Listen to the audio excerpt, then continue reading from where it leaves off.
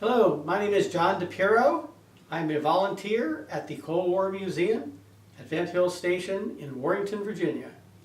And today we'd like to talk a little bit about civil defense. What we have here is a kit. This came out of the Washington, D.C. Civil Defense Headquarters, which was in Lorton, Virginia, at the prison there for many years. And when they closed it down, the Cold War Museum was donated all the gear that was in the room, and this is a representative example of that. Now, a funny thing happens at the museum where people come in the door, and we see a lot of the men who lived and experienced and worked in the Cold War and aspects of the Cold War, so they know a lot about that. The women, not so much. I mean, nowadays there are a lot more women in government service, but back in the Cold War era, that was just beginning to happen. So the funny thing is that all the women, though, are very conscious and very tuned in to the civil defense. Now, back in the 50s, when the country was all concerned about a Pearl Harbor and the Russians might attack without warning, then the American government started to put money into civil defense. And so that included pre-packaging food and water and hospital supplies, and that's the sort of thing that we have here.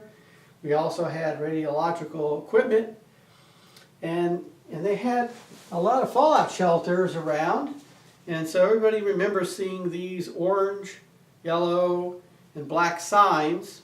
There were a lot of them out there. They were everywhere you went, a lot of them in the schools. Now, that wasn't really designed as a bomb shelter, but as a fallout shelter, and that's a different animal. So you would use the radiological equipment to identify how much radiation from an atomic bomb blast was coming to where you were. And the concept was if you could get inside and be sheltered from radiation for about 2 weeks, that your chances of surviving then went way up. But if the bomb hit, the bomb was going to blow out the fallout shelter. The fallout shelter was going to only give minimum protection against that. So it's an interesting thing to kind of analyze how much money the government spent on this and what percentage of the population that they actually believe was going to be able to be saved by putting them in fallout shelters. And that's the kind of thing that we're starting to really study now. But if you'd like to see more and understand more and talk to us about it, come on out to Warrenton, Virginia. We're the Cold War Museum. Come see us.